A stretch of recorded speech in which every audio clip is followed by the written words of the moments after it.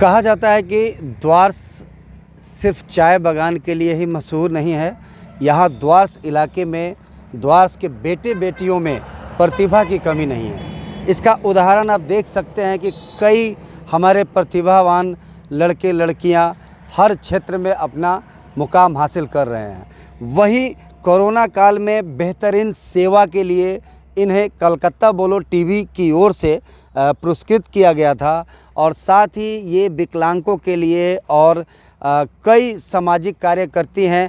आज हम लोग आपसे मिलवाएंगे शुक्ला देवनाथ, जो कि अलीपुरद्वार हांसीमरा क्षेत्र के रहने वाली है। सबसे पहले आपको बधाई जो अवार्ड मिला आपको। तो थोड़ा सा आगे आ जाइए आप। तो आप क्या कहना चाहेंगे, किस टाइप से आपने कोरोना काल में लोगों का सेवा किया था जिसके तहत आपको ये अवार्ड भी मिला?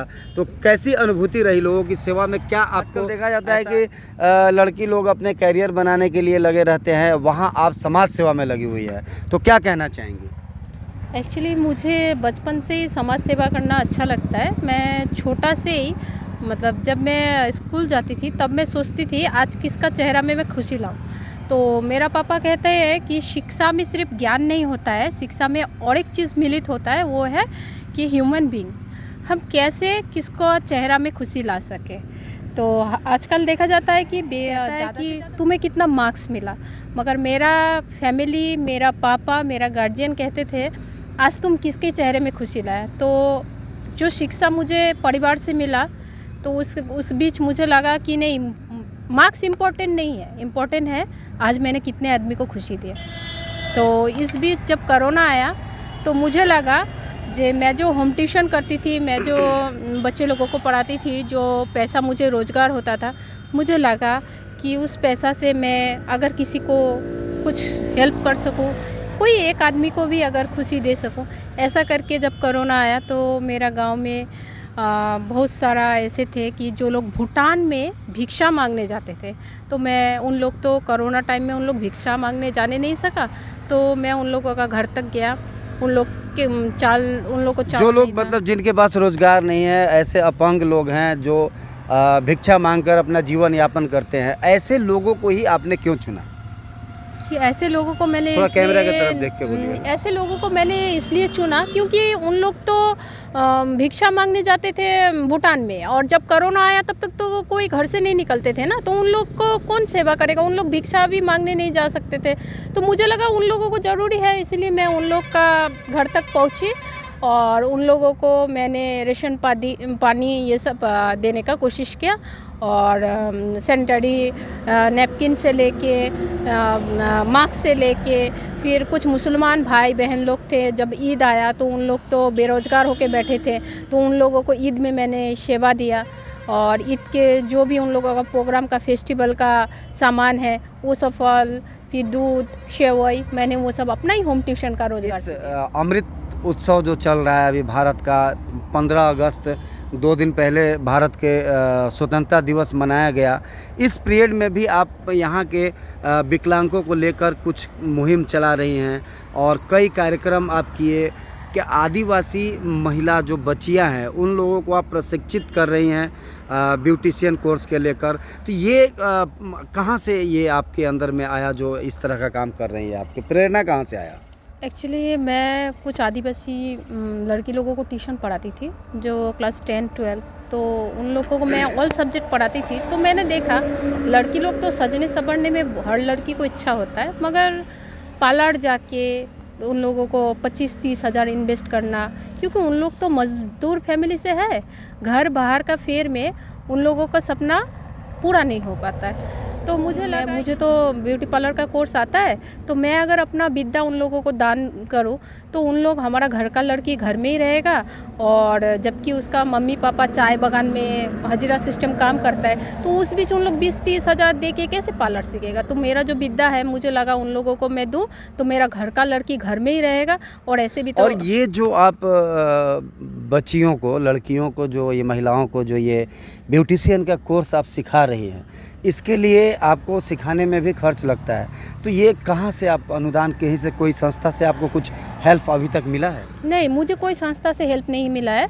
मैं ये अपना जो होम ट्यूशन करके और मैं घर घर जाके ब्यूटिशियन का काम करती हूँ, शादी में सजाती हूँ। जो पैसा मेरा रोजगार होता है उसका एक पार्ट चाय बागान का लड़की लोगों का ऊपर मैं खर्चा करती हूँ। उन लोगों को फ्री में ट्यूशन, उन लोगों को पैड देना, क्योंकि अक्सर देखा जाता है कि चाय बागान का लड़की लोग पैड यूज़ नहीं करता है, नैपकिन यूज़ नहीं करता है, तो उससे कैंसर भी होता है। तो मैं उन लोगों के पास जाके सचेतना करती हूँ और साथ ही मेरा ही पैसा से मैं उन लोगों को ये नैपकिन, ट्यूशन, फिर मेडिकल चेकअप, कोई संस्था को बुला के ये सब करती हूँ। तो ध्यान से देखिए दर्शक वृंद, ये शुक्ला देवनाथ है, ये ट्यूशन पढ़ाती हैं और ब्यूटिशियन का कार्य करती है शादी वगैरह में जो दुल्हन को सजाने का, वो वहाँ से ये जो पैसे कमाती हैं। आजकल लोग अपने कैरियर के लिए, अपने भविष्य के लिए बैंक बैलेंस जहाँ जमा करने का और एसेट बनाने का जो युवा सोचते हैं, युवतियाँ सोचती है, वहाँ पर यह महिला आज भी आदिवासी लड़कियों को प्रशिक्षित कर रही है ताकि वो अपने पैरों पर खड़ा हो और उन्हें शिक्षित किया जाए। और बहुत सारी ऐसे बीमारी को लेकर भी जागरूक करती है। ऐसे लोगों को मदद आनी चाहिए। तो मैं दर्शकों से अनुरोध करूंगा, मैं विनती करूंगा कि ऐसे प्रतिभावान महिला को सपोर्ट करें और इन्हें आर्थिक मदद दे ताकि और ज़्यादा से ज़्यादा युवक युवतियों को ये प्रशिक्षित कर पाए। तो इसमें कितना आपको क्या इंटरेस्ट क्या है जो ऐसे मुफ्त में आप सिखा रहे हैं खुद कमा कर अपने पैसे से? वही पहले ही बोला ना, शिक्षा में ज्ञान नहीं होता है, मिलित होता है ह्यूमन बीइंग। जे हम आज किसके चेहरे में खुशी ला सके, तो मुझे लगता है मेरा लिए यही इम्पोर्टेंट है।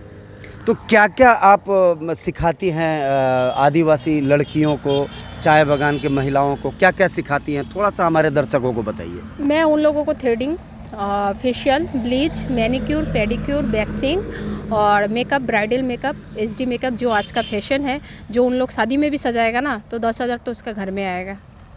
यही सब मैं कराती हूँ। और नृत्य कला भी आप जानती हैं, वो भी मुफ्त में महिलाओं को, बच्चियों को सिखाती हैं। वो ये क्या? हाँ, एक्चुअली मैं छोटा से मुझे डांस करने का बहुत शौक़ है और मैंने कोई नृत्य नहीं सीखा, मैं यूट्यूब देख के ही करती हूँ, तो मैं वही सिखाती हूँ। उन लोगों को पसंद आता है, पता नहीं, अब उन लोगों का पसंद ही मेरा पसंद। बस यही कि इंसानों को खुशी देना ही मेरा मेन लक्ष्य है। अच्छा, अभी तक आपको बहुत सारा, आपके हाथ में मैं अवार्ड देख रहा हूँ, सर्टिफिकेट, क्या क्या मिला है? थोड़ा सा हमारे दर्शकों को दिखाइए। मुझे दिया बाइक एम्बुलेंस दादा कोरिमोल हक राष्ट्रपति पुरस्कार जिनको मिला है, उन्होंने पहला मुझे एक संबर्धना दिया है मेरे काम के दौरान। और ये एक संबर्धना इनको मिला है सेवा करने के लिए। और दूसरा संबर्धना मुझे मिला है अनुभूति एनजीओ से। जब मैं कोरोना टाइम में 2000 इंसानों को खाना देने का कोशिश किया और उनके घर तक चाल दाल ये सब पहुंचाया कर, जबकि जो कोरोना टाइम में कोई घर से नहीं निकल रहा था, उस बीच मैं उन लोगों के पास जाके हमारा गांव में 2000 आदमी लोगों को मैंने सेवा दिया। उस पश्चात अनुभूति एनजीओ मेरा काम देख के मुझे कोरोना योद्धा का सर्टिफिकेट दिया। और भी है आपके पास में ये?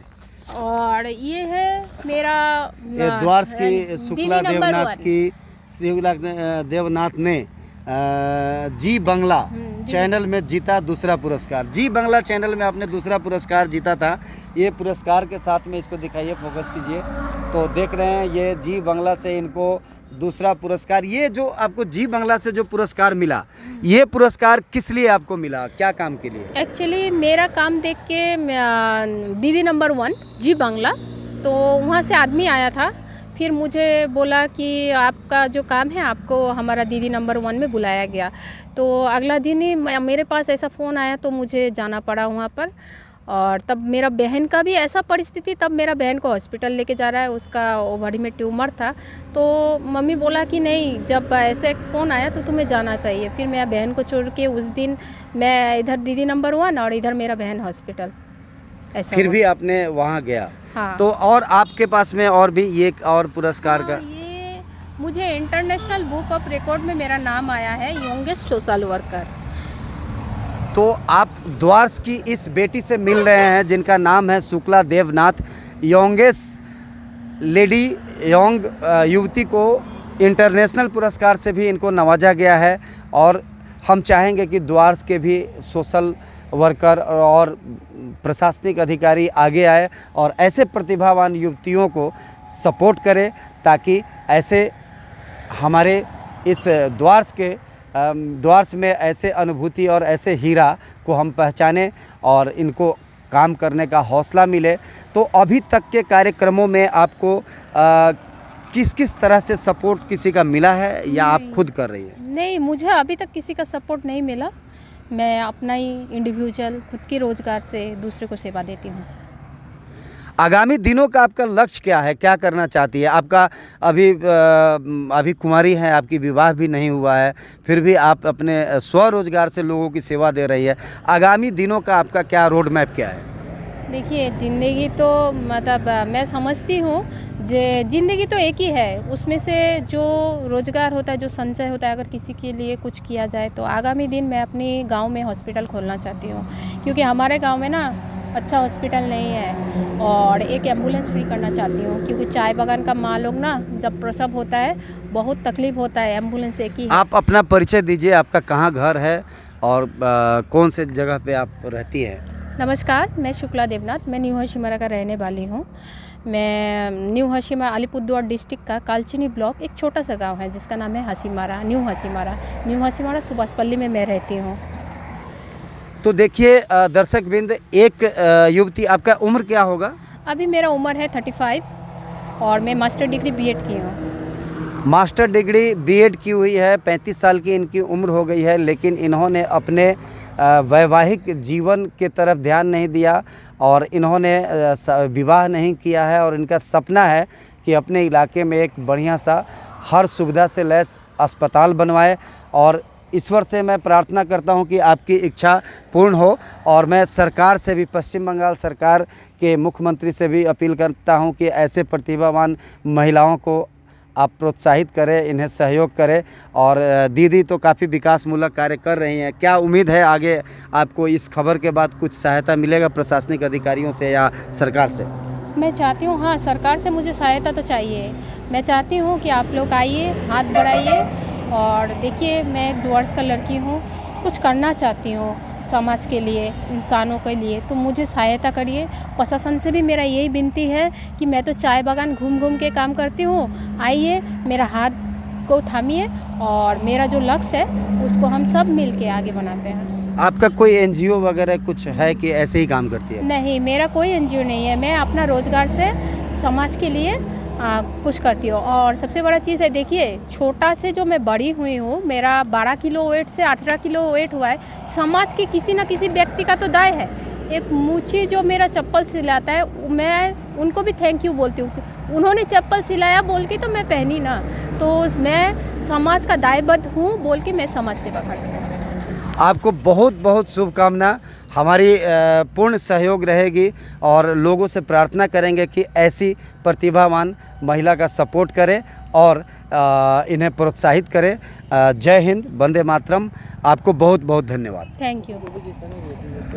और ये आपको क्या मिला है, इसको दिखाइए। ये मुझे कोलकाता बोलो टीवी से बंगो समाज बंधु का सम्मान दिया गया था। और मई का 1 तारीख, मई दिवस में मुझे कोलकाता बोलो टीवी से बंगो समाज बंधु का सम्मानित किया गया था। और ये आपके पास मेडल वगैरह भी वहीं से मिले? और ये इंटरनेशनल बुक ऑफ रिकॉर्ड में मेरा नाम आया है, इंटरनेशनल बुक ऑफ रिकॉर्ड में, तो वहाँ से मुझे ये मेडल मिला है। तो देखिए, इस तरह का बेटी हमारे द्वार्स में है और इस तरह की महिला हमारे द्वार्स में है जो अपने लिए नहीं दूसरे के लिए सोचती है, जो समाज के कल्याण के लिए अपना सर्वस्व न्यौछावर करके काम करती है। अभी भी ये विकलांग लोगों को लिए काम कर रही हैं, लोगों की सेवा कर रही है। हमारी बहुत बहुत शुभकामनाएं। और दर्शक, आप कोई भी व्यक्ति जिनके पास में जो सामर्थ्य है, आप ऐसे प्रतिभावान लोगों को, ऐसी महिलाओं को, ऐसी बच्चियों को ज़रूर सहायता करें, ताकि ये और भी लोगों को प्रेरित करें और इनके तरह और भी सेवा करने वाले लोग हमारे समाज में आगे बढ़कर आए। जय हिंद, वंदे मातरम। NEI द्वास न्यूज़ से बीरपड़ा के नज़दीक, बीरपड़ा से ये शुक्ला देवनाथ से एक खास साक्षात्कार करते हुए। तो दर्शकों, आप देखिए और बताइए ऐसे आपके इलाके में और कौन है और कैसे उनका सपोर्ट करें। बहुत बहुत धन्यवाद। थैंक यू, सबको धन्यवाद।